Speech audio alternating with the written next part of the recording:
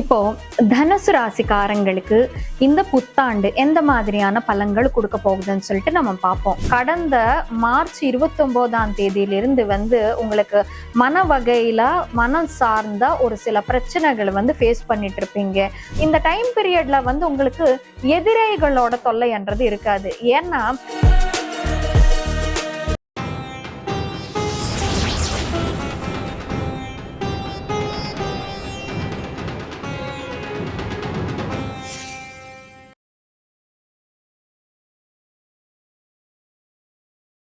Rudran astro நேயர்கள் அனைவருக்கும் வணக்கம். நான் உங்கள் ஜோதிடர் வர்ஷினி. முதல்ல என்னோட தமிழ்ல தவறுகளு தடுமாற்றங்களும் இருக்கும். காரணம் என்னோட பூர்வீகம் தமிழ் இல்லை. அதனால என்னோட தமிழ்ல ஏதாச்சும் குறைபாடுகள் இருந்தா தயவு செஞ்சு என்னை மன்னிச்சிடுங்க. இந்த வாட்டி நாம ஏப்ரல் 14ஆம் தேதி வரப்போற தமிழ் புத்தாண்டு எல்லா ராசிக்காரங்களுக்கு எப்படி இருக்க போகுதுன்னு சொல்லிட்டு நம்ம பார்ப்போம். ஏற்கனவே நம்ம 6 ராசிக்கு எப்படி இருக்குதுன்னு சொல்லிட்டு பார்ப்போம். இப்போ துலாம் ராசியிலிருந்து மற்ற 6 ராசிகளுக்கு எப்படி இருக்க போகுதுன்னு சொல்லிட்டு நம்ம பார்ப்போம். இப்போ தனுசு ராசிக்காரங்களுக்கு இந்த புத்தாண்டு எந்த மாதிரியான பலன்கள் கொடுக்க போகுதுன்னு சொல்லிட்டு நம்ம பார்ப்போம். தனுசு ராசிக்காரங்களுக்கு பாத்தீங்கன்னா உங்களுக்கு ஏற்கனவே 4ஆம் வீட்டுல சனி பகவான் பெயர்ச்சி ஆயிட்டு வர்றாரு. அப்புறமா குரு பகவான் உங்களோட 7ஆம் வீட்டுல பெயர்ச்சி ஆயிட்டு வர்றாரு. இந்த ஜூன் 2ஆம் தேதிக்கு பிறகு 7ஆம் வீட்டை விட்டுட்டு 8ஆம் வீட்டுல பெயர்ச்சி ஆக போறாரு. அப்படியே ராகு உங்களுக்கு 3ஆம் வீட்டுல பெயர்ச்சி ஆயிட்டு வர்றாரு. டிசம்பர் 5ஆம் தேதிக்கு பிறகு 3ஆம் வீட்டிலிருந்து ராகு 2ஆம் வீட்டுல பெயர்ச்சி ஆக போறாரு. 9ஆம் வீட்டுல இருக்கக்கூடிய கேது உங்களுக்கு 9ஆம் வீட்டை விட்டுட்டு 8ஆம் வீட்டுல பெயர்ச்சி ஆக போறாரு. இப்போ இந்த தனுசு ராசிக்காரங்களுக்கு இந்த கிரகத்தோட பிளேஸ்மெண்ட்ஸ் மற்றும் டிரான்சிட்ஸ் எந்த விதமான பலன்கள் கொடுக்க போகுதுன்னு சொல்லிட்டு நம்ம பார்ப்போம். 4ஆம் வீடு பாத்தீங்கன்னா உங்களுக்கு சனி 4ல பெயர்ச்சி ஆயிட்டு இருக்காங்க. 4ஆம் வீடு என்ன நமக்கு அர்த்தாஷ்டமம். 4ஆம் வீடு மனதுக்கு சம்பந்தப்பட்ட வீடு. சோ 4ஆம் வீட்டுல பெயர்ச்சி ஆகக்கூடிய சனி பகவான் உங்களுக்கு அர்த்தாஷ்டம சனி தோஷம் என்றது ஏற்படுத்தி கொடுத்திருக்காருன்னு சொல்லிட்டு சொல்லலாங்க. இப்போ 4ஆம் வீட்டிலிருந்து சனி பகவான் என்ன உங்களுக்கு கெடுதல் செய்யறாரு பாத்தீங்கன்னா முதல்ல மன நிம்மதி இருக்க விட மாட்டாரு. நிம்மதியே இழந்திருப்பீங்க. கடந்த மார்ச் 29ஆம் தேதியிலிருந்து உங்களுக்கு மன வகையில மனம் சார்ந்த ஒரு சில பிரச்சனைகளை ஃபேஸ் பண்ணிட்டு இருப்பீங்க. சுத்தமாவே நிம்மதி இல்லன்ற மாதிரி ஒரு சிச்சுவேஷன்ஸ் நீங்க ஃபேஸ் பண்ணிட்டு இருப்பீங்க. அப்புறமா அம்மாக்கு பிரச்சனை கொடுப்பாரு. மதருக்கு கொஞ்சம் ஹெல்த் இஷ்யூஸ்ன்றது கொடுப்பாரு. முக்கியமா உங்க மதருக்கு கால் சம்பந்தமாவோ போன்ஸ் சம்பந்தமாவோ காது ஹியரிங் ரிலேட்டட் இஷ்யூஸோ வர்றதுக்கு வாய்ப்பு இருக்குங்க. மதரோட ஃபுட்ல ஏதாச்சும் ஒரு இஷ்யூஸ் இருக்கிறதுக்கு வாய்ப்பு இருக்குங்க. இப்போ ஒரு சிலரை என்ன பண்ணுவாருன்னா 4ஆம் வீட்டுல பெயர்ச்சி ஆயிட்டு இருக்கிற சனி பகவான் அம்மாலிருந்து பிரிச்சு வைப்பாங்க. இப்போ 4ஆம் வீடு மத்தது எதுக்குன்னா உங்களால சொத்து எதுவுமே வாங்க முடியாது, சொத்து விற்க முடியாது, அப்படியே வண்டி வாங்க முடியாது, வண்டி விற்க முடியாது. இன்கேஸ் 4ல சனி பெயர்ச்சியாட்டு இருக்கும் போது வண்டி வாங்கியிருக்கீங்கன்னு வச்சுக்கோங்க, அது நிம்மதியா அனுபவிக்கவே முடியாது உங்களால. ஏன்னா 4 சுகம் சௌக்கியத்துக்கு சம்பந்தப்பட்ட இடம். அந்த வீட்டுல சனி பெயர்ச்சி ஆயிட்டு இருக்கும் போது சுகம் சௌக்கியம் ஒன்னும் அமைச்சு கொடுக்க மாட்டாரு. இன்கேஸ் நீங்களே அமைச்சுக்க முயற்சி பண்ணாலுமே சரி, அதுல சுகமா அனுபவிக்க முடியாது. அந்த மாதிரி சிச்சுவேஷன்ஸ் கிரியேட் பண்ணி விடுவாரு 4ஆம் வீட்டு சனி பகவான். 4ஆம் வீட்டில் இருந்து சனி பகவான் இப்போ என்ன பண்ணிட்டு இருக்காருன்னு பாத்தீங்கன்னா 3ஆம் பார்வையால 6ஆம் வீட்டை பார்த்துட்டு இருக்காரு. 6ஆம் வீடுன்னு பாத்தீங்கன்னா எதிரிகளுக்கு சம்பந்தப்பட்ட வீடு. சோ இந்த டைம் பீரியட்ல உங்களுக்கு எதிரிகளோட தொல்லைன்றது இருக்காது. ஏன்னா சனி பகவான் ஒரு இடத்து மேல பார்வை வச்சிருக்காருன்னு வச்சுக்கோங்க, அந்த இடத்தை நாசம் பண்ணுவாரு. இங்க எதிரிகளை நாசம் பண்ணிட்டு இருக்காரு. அப்படியே கடன் வீடு 6ஆம் வீடு கடனை நாசம் பண்ணிட்டு இருக்காரு. 4ல சனி இருக்கும் போது உங்களுக்கு ஒரு சில பிரச்சனை கொடுத்தாலும் கடன் கொடுத்தாலும் அது ரொம்ப வளராம கூட பார்த்துப்பாரு சனி பகவான். அப்படியே ஹெல்த் இஷ்யூஸ், ஹெல்த்துக்கு 4ல சனி இருக்கும் போது மன வகையிலையும் உடம்பு வகையிலையும் வீக் பண்ணி விடுவாரு. ஆனா மேஜர் ஹெல்த் இஷ்யூஸ் வராம பார்த்துப்பாரு சனி பகவான். இப்போ இந்த ஒரு பார்வை கெட்ட வீட்டு மேல இருக்கிற ஒரு பார்வையா இருந்தாலும் இதனால உங்களுக்கு சுப பலன் தான் அமைய போகுது. இப்போ 4ஆம் வீட்டிலிருந்து டைரக்டா சனி பகவானோட பார்வை எங்க விழுப்போகுதுன்னா 10ஆம் வீட்டு மேல விழுப்போகுது. 10ஆம் வீடு பாத்தீங்கன்னா தொழில் வீடு. தொழிலே வந்து நாசம் பண்றாரு சனி பகவான். தொழில்ல முக்கியமா பயங்கர ஸ்ட்ரெஸ் கொடுப்பாரு. எப்படின்னா நம்ம 10 ரூபாய்க்கு வேலை பார்த்துட்டு இருப்போம், ஆனா 100 ரூபாய்க்கு வேலை பார்க்குற மாதிரி உழைச்சிட்டு இருப்போம். ஏன்னா 4 மைண்ட் மனதுல உட்கார்ந்து இருக்காரு இல்லையா சனி பகவான், தொழில் வீட்டையே பார்த்துட்டு இருக்காரு. சோ தொழில் மூலமா மனதுக்கு கஷ்டம் கொடுக்கிறாரு சனி பகவான் இங்க.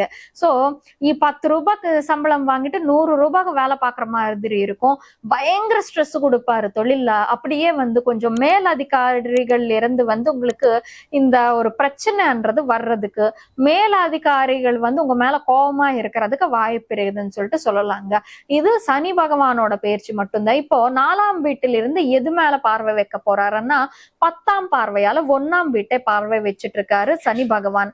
சோ 4 பாத்தீங்கன்னா மனதையே வீக் பண்ணிட்டு இருக்காரு. அப்படியே 1ஆம் வீட்டு மேல பார்வை வச்சுட்டு உடம்பைய வீக் பண்ணிட்டு இருக்காரு சனி பகவான். இந்த டைம் பீரியட்ல நிறைய பேருக்கு வந்து கொஞ்சம் கால்சியம் டெபிஷியன்சி, ஒழுங்கா சாப்பிடாததுனால முட்டி வலி, கை வலி இந்த மாதிரி விஷயங்கள் வர்றதுக்கு வாய்ப்பு இருக்குது. அது மட்டும் நீங்க கொஞ்சம் கவனமா பாத்துக்கிறது ரொம்ப ரொம்ப பெஸ்ட்ன்னு சொல்லிட்டு சொல்லலாங்க. அப்படியே உங்களுக்கு இப்போ இது சனி பெயர்ச்சி, ஓகே, சனி தொல்லை கொடுக்கறாரு. குரு என்ன செய்வாருன்னு பாத்தீங்கன்னா, குரு வந்து 7ஆம் வீட்டுல பெயர்ச்சி ஆயிட்டு இருக்காரு. ஜூன் 2ஆம் தேதி வரைக்கும் எந்த பிரச்சனையும் இல்ல. 7ஆம் வீடு ரிலேஷன்ஷிப்ஸ்க்கு சம்பந்தப்பட்ட ஹவுஸ். அங்கிருந்து வந்து 11ஆம் வீட்டான ஃப்ரெண்ட்ஷிப்ஸ் ஹவுஸ் மேல பார்வை வச்சிருக்காங்க. நிறைய முதல்ல வந்து கூட இருக்கிற நண்பர்களோட சப்போர்ட்ன்றது உங்களுக்கு கிடைச்சிரும் 7ஆம் வீட்டுல சனி போகும்போது. கெட்ட நேரம் தான், ஆனா ஒரு விஷயம் நம்ம ட்ரை பண்ணலாம் இதுல இருந்து வெளியே வர்றதுக்கு. நீங்க முயற்சி பண்ணும்போது 4 பேர் வந்து சரிப்பா நீ பண்ணு மச்சா நான் கூட இருப்பேன்னு சொல்லிட்டு சொல்லுவாங்க. அந்த மாதிரி டைம் பீரியட். 7ல வந்து சனி பெயர்ச்சி, 7ல குரு பெயர்ச்சி ஆயிட்டு இருக்கும் போது மனைவியோட சப்போர்ட், மனைவியோட துணை, நண்பர்களோட துணை என்றது கிடைச்சிரும். நமக்கு கூட வேலை செய்யறவங்களோட துணை என்றது கிடைச்சிரும் சொல்லிட்டு சொல்லலாங்க. அப்படியே 7ஆம் வீட்டை விட்டுட்டு குரு பகவான் என்ன ஆயிட்டு இருக்காருன்னா 8ஆம் வீட்டுல வந்து பெயர்ச்சி ஆக போறாரு. 8ஆம் வீடு பாத்தீங்கன்னா அஷ்டமம். சோ அஷ்டம குருதோஷம்ன்றது ஏற்படுத்தி விடுவாரு குரு பகவான் இங்க. சோ இப்போ ஜூன் 2ஆம் தேதிக்கு பிறகு உங்களுக்கு எப்படி இருக்கும் பாத்தீங்கன்னா அந்த அளவுக்கு நல்லா இல்லைன்னு சொல்லிட்டு சொல்லலாம்ங்க. எதுக்குன்னா அஷ்டம குரு நடக்கும் போது வந்து இப்போ நான் சொன்னேனே நண்பர்களோட துணை கிடைச்சிரும் சொல்லிட்டு யாரு வந்து நம்ம கூட டிராவல் பண்ணிட்டு வர்றாங்களோ அவங்க வந்து கொஞ்சம் கொஞ்சமா விட்டுட்டு போயிடுவாங்க. காரணம் என்னன்னு நான் சொல்றேங்க. நீங்க அவசரப்பட்டு 8ஆம் வீட்டுல குரு இருக்கும் போது வந்து யாரு பத்தியும் அவங்க எவ்வளவு நல்லவங்களா இருந்தாலும் உங்களுக்கு நல்ல ஒப்பீனியனே அவங்க மேல 99% இருந்தாலுமே சரி, யார்கிட்டயும் அனாவசியமா இன்னொருத்தங்க பத்தி அவன் நல்லவன் தான் ஆனா அவள இருக்கிற இந்த ஒரு விஷயம் வந்து எனக்கு பிடிக்கல சொல்லிட்டு சொல்லாதீங்க. ஏன்னா இந்த டைம் பீரியட்ல உங்களுக்கு முதுகுல குத்துற ஏமாளிங்க நிறைய பேர் இருப்பாங்க. சோ உங்க கூட இருக்கிறவங்களை வந்து உங்களுக்கு இல்லாம செய்யறதுதான் அவங்களோட வேலைன்னு சொல்லிட்டு வந்து அவங்க சுத்திக்கிட்டு இருப்பாங்க. சோ அந்த மாதிரி பர்சன்ஸ் கிட்ட நீங்க ஏதாச்சும் ஒரு அனாவசியமா பேசுனீங்கன்னா உங்களை பத்தி உங்களோட ஃப்ரெண்ட்ஸுக்கு தப்பா சொல்லிட்டு யார் உங்களுக்கு துணையா இருக்காங்களோ அவங்க எல்லாத்தையும் வந்து பிரிச்சு வைப்பாங்க. ஏன்னா அஷ்டமத்துல குரு இருக்கும் போது வந்து ஏமாற்றங்கள் நடக்கும் நிறைய. அஷ்டமத்துல குரு இருக்கும் போது தயவு செஞ்சு யாரையும் நம்பி பணம் கொடுக்க கூடாது. ஏன்னா அஷ்டமம் திருட்டு.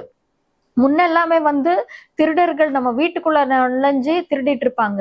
இப்போ வந்து ஆன்லைன் ஸ்கேம்ஸ் மூலமா திருடுறாங்க. அப்படியே ஒரு தங்களுக்கு நம்பி நம்ம காசு கொடுத்தோம்னு வச்சுக்கோங்க, அது திரும்பி வராது. அஷ்டமத்துல குரு பெயர்ச்சி ஆட்டிருக்கும் போது தயவு செஞ்சு ஷூரிட்டி சைன் யாருக்குமே ஷூரிட்டியா கையெழுது போடாதீங்க. ஏன்னா அந்த பணம் வந்து அவங்க மூட்டை கட்டிட்டு போயிடுவாங்க, நீங்க மாட்டுக்குவீங்க. இன்னொருத்தங்க மூலமா மாட்டுக்கிற மாதிரி சிச்சுவேஷன்ஸ் வந்து தெரியுது உங்களோட ஜாதகப்படி.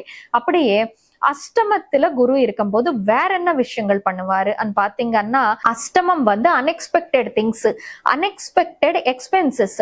இப்போ 8ல குரு பெயர்ச்சி ஆயிட்டு இருக்காரு. ரூபாய் சம்பளம் வருது, 8 ரூபாய் செலவுக்கு போக 2 ரூபாய் நான் மிச்சப்படுத்திக்கிறேன்னு நினைச்சா அந்த 8 ரூபாய் இல்ல 10 ரூபாய் கூட மிச்சப்படுத்திக்க முடியாம 12 ரூபாய் செலவாகும். 2 ரூபாய்க்கு வந்து கடனுக்காக கை நீட்ட வேண்டி வரும்.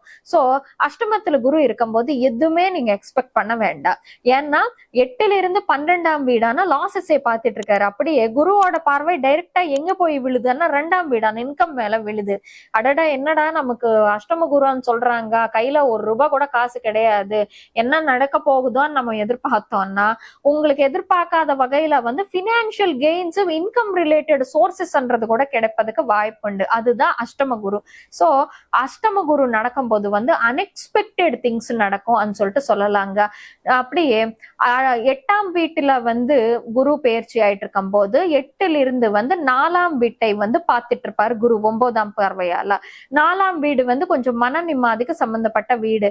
இது கொஞ்சம் பெட்டர். எதுக்குன்னா 4ஆம் வீட்டுல வந்து உங்களுக்கு சனி பெயர்ச்சி ஆயிட்டு இருக்கிறதுனால மன நிம்மதி வந்து ரொம்ப கெடுக்கிறாரு. ஆனா குருவோட பார்வை வந்து இப்போ சனி பகவான் மேல விழுது இல்லையா, 4ஆம் வீட்டு மேல விழுது இல்லையா. சோ அதனால உங்களுக்கு வந்து கொஞ்சம் இந்த டைம் பீரியட்ல மன நிம்மதின்றது அமையறதுக்கு வாய்ப்பு இருக்குது. ரொம்ப கெடுத்து விட மாட்டாரு. கொஞ்சம் ஓரளவுக்கு என்னன்னா அந்த சனியை வந்து கண்ட்ரோல் பண்ண முடியும் குருவோட பார்வைன்னு சொல்லிட்டு சொல்லலாங்க. பட் சொத்து வாங்குறதுக்கு விற்பனை செய்வதற்கு இது நல்ல டைம் பீரியட் கிடையாது. அப்படியே இந்த டைம் பீரியட்ல ஹெல்த் இஷ்யூஸ் மூலமா ஹாஸ்பிட்டல் ட்ரீட்மெண்ட்ஸ் எடுக்கிறதோ இல்லாட்டி வந்து சின்னதா ஆக்சிடென்ட்ஸோ கீழே விழுந்தோ ஹாஸ்பிட்டல் ட்ரீட்மெண்ட்ஸ் எடுக்கிற மாதிரி சிச்சுவேஷன்ஸ் வரும். கைக்கு கிடைச்சது வாய்க்கு கிடைக்கலையே அந்த மாதிரி இருக்கும். உங்களுக்கு கிடைச்ச நல்ல வாய்ப்புகள் ஒரு சில கெட்டவங்க மூலமா நீங்க இழக்கிறதுக்கான வாய்ப்புண்டுன்னு சொல்லிட்டு சொல்லலாங்க. உங்களுக்கு வந்து 9ஆம் வீட்டுல கேத்து பயிற்சி ஆயிட்டு இருக்காருங்க. 9ஆம் வீடுன்னு பாத்தீங்கன்னா லக் ஹவுஸ். சோ லக் ஹவுஸ்ல கேத்து பயிற்சி ஆயிட்டு இருக்காரு. அஷ்டம குரு வேற போகுது. இப்போ இங்க சிச்சுவேஷன் என்ன இருக்கும்னா உங்களுக்கு லக்கை தடுத்து விடுவாருங்க. ஒரு சில சிச்சுவேஷன்ஸ் இப்போ நமக்கு எப்படி அமையும்னா இது நமக்கு கிடைக்காம இருந்தாலும் நமக்கு நல்லா இருந்திருக்கும், இந்த விஷயம் வந்து நமக்கு கிடைக்க போகுதுன்னு சொல்லிட்டு சொல்லாம இருந்தாலும் நமக்கு நல்லா இருந்திருக்கும் அந்த மாதிரி தோணும். எப்படின்னா ஒரு விஷயம் பெரிய விஷயம் உங்களுக்கு கிடைக்க போகுதுன்னு சொல்லிட்டு ஒரு செய்தி வந்துருச்சுங்க, பெரிய விஷயம் உங்களுக்கு நடக்க போகுதுன்னு சொல்லிட்டு கையில வந்துருச்சுங்க. ஆனா அது நடக்காது, நடக்க விட மாட்டாங்க. கேத்து ஆகட்டும், அதுக்கப்புறம் 8ஆம் வீட்டுல இருக்கிற குரு ஆகட்டும், கிடைச்ச மாதிரி தான் இருக்கும் ஆனா கிடைக்காதுங்க. 10ஆம் வீட்டு ஒரு விஷயத்துக்காக முகூர்த்தம் போட்டிருக்கீங்கன்னு வச்சுக்கோங்க. 10ஆம் தேதி ஒரு விஷயத்துக்காக முகூர்த்தம் போட்டிருக்கீங்கன்னு வச்சுக்கோங்க. அது அப்படியே 20ஆம் தேதி ஆகும், அடுத்த மாசம் 20ஆம் தேதி ஆகும்.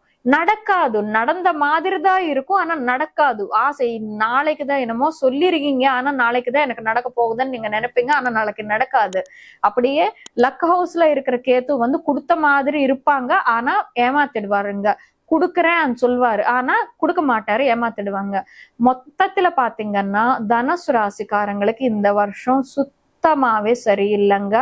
தலை குனிஞ்சு நிக்கிற மாதிரியான சிச்சுவேஷன்ஸ் வரும். ஏன்னா குரு 8ல பயிற்சி ஆகும்போது டிஃபமேஷன்ஸ், தலை குனிஞ்சு நிக்கிற சிச்சுவேஷன்ஸ், அவமானங்கள் படுறதுக்கான வாய்ப்பு இருக்குது. சோ அதனால தயவு செஞ்சு வந்து நீங்க ஜாக்கிரதையா இருந்துக்கிட்டா உங்களுக்கு நல்லது.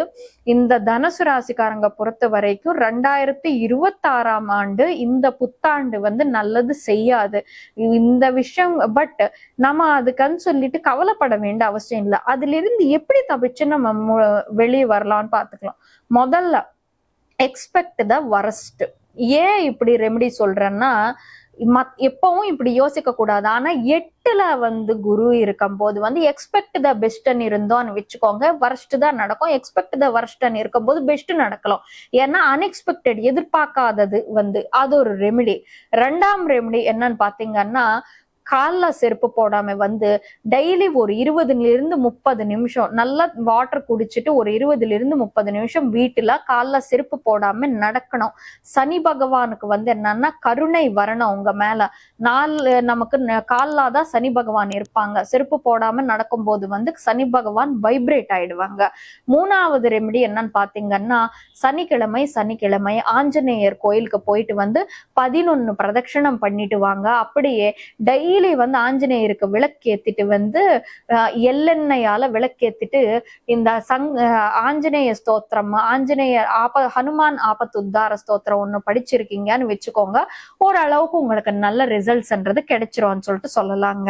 மத்தபடி தனுசு ராசிக்காரங்களுக்கு எந்த விதமான கெடுதல் நடக்க கூடாது, ஓரளவுக்கு வந்து சுப பலன்கள் தான் கிடைக்கணும்னு சொல்லிட்டு அந்த கடவுள் கிட்ட வேண்டிக்கிட்டு சர்வே ஜனா சுகினோ பவந்து.